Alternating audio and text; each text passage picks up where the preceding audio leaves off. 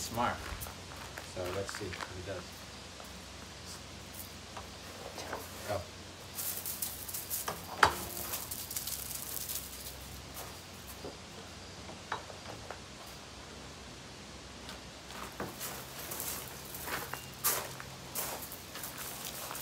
Good boy.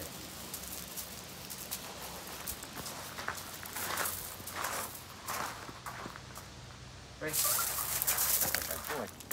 I have not told him to not pull me or anything, but look how much more respectful he is. I mean, we haven't done anything. I pushed the beep twice, corrected him. Once for not recalling.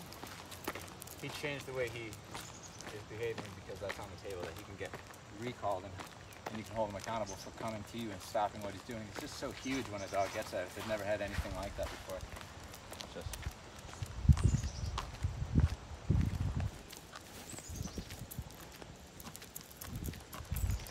where he lands.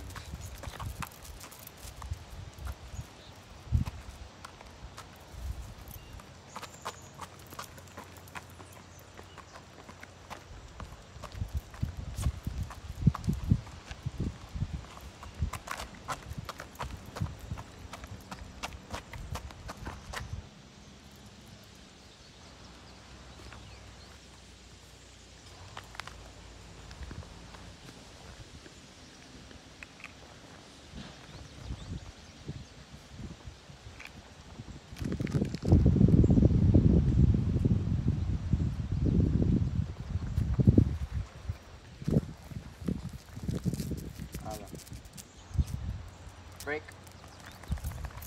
Let's go, guys.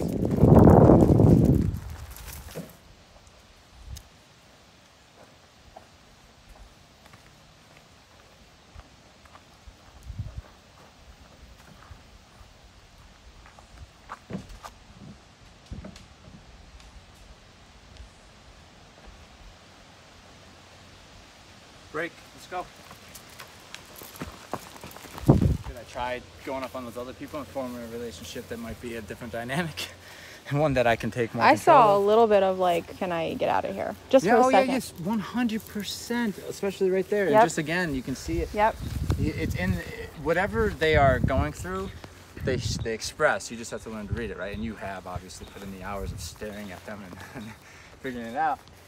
You see it like a conversation. That's what's fun about this is we can talk, you know, and he absolutely, there's been a few moments from just walking to the car to here where he's like thinking about running away, like going, like bye, but he hasn't, but I want to get that out of him.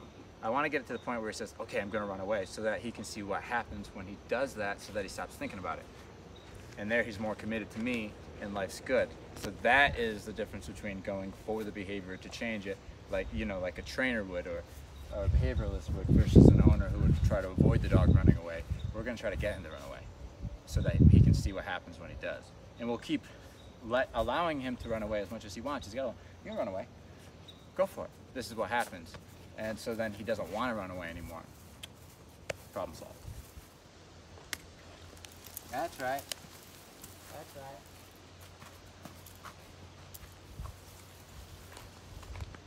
That's right. Those are the conversations we're looking to have until he doesn't allow us to have them anymore because he's just too good, you know.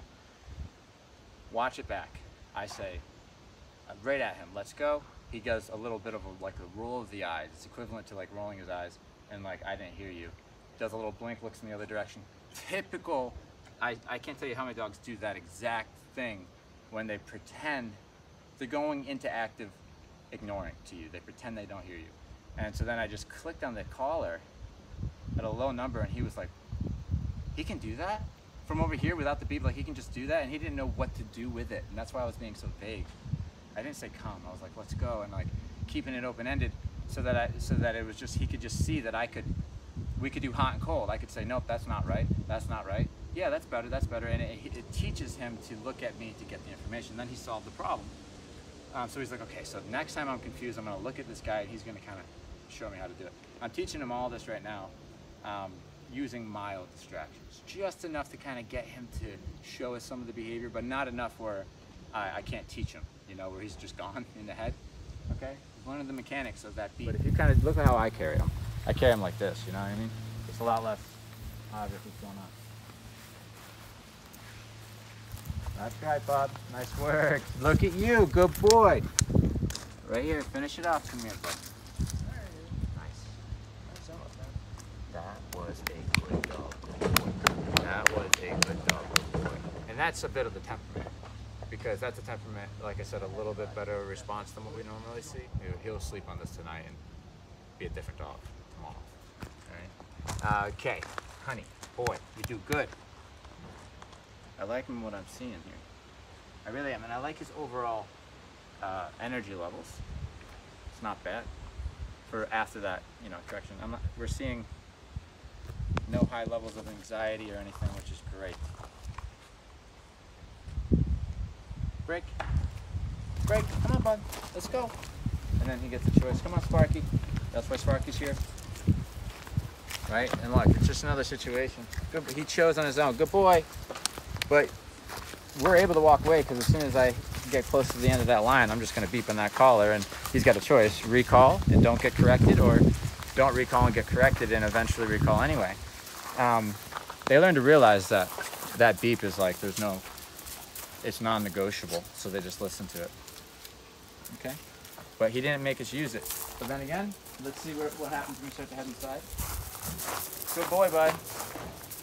He's definitely watching us. He's following us to a degree, to such a degree that I feel comfortable going inside and ending the outside portion. It's time to go kill that thing. So he didn't want to come in just now. I don't know if you guys seen that, but he kind of took a turn over there in like one last glance of the outside world, and I think he was thinking about going, but then without me doing anything, he just decided, okay, I guess I'll go in. Because he remembers, he's showing us, he remembers, and this is just him trying to figure out what we're doing right now, because I'm not being obvious because I'm talking to a camera. If I came in and shut the door, so he's like, oh, we're going back out? But look, he's with us, so this is looking good so far, and we'll only shape this.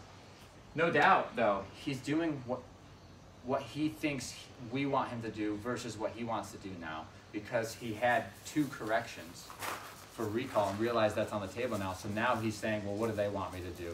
And he's listening even when he doesn't want to, which is what is missing at home with all these dogs that come in here. That's the key ingredient of what you're missing at home. The dog doesn't listen. It does what it wants to do versus what you want it to do. Now we have a dog, without me even telling it, he's like, okay, let me guess what he wants me to do in this situation, because I want to make sure that I'm on that side of the relationship. So, but he played his card though. He showed me what he wanted to do. I want to go up there and see those people. But I'll come in here because I know that's what they're going to want. And so I say, good boy. Or if he went that way, it'd be a correction or recall to let him know that was a bad boy. Living with him like this for a few weeks will definitely change him for the better and make him able to read a situation with humans he respects and try to do what he thinks they want him to do versus, based on what they've told him to do in the past. And that's what we get. That's where we get a dog who's trying to please you, and that's the best version of themselves, because then it's easy to live with them, and they get to have a better life because we can do more with them. Okay? Let's go.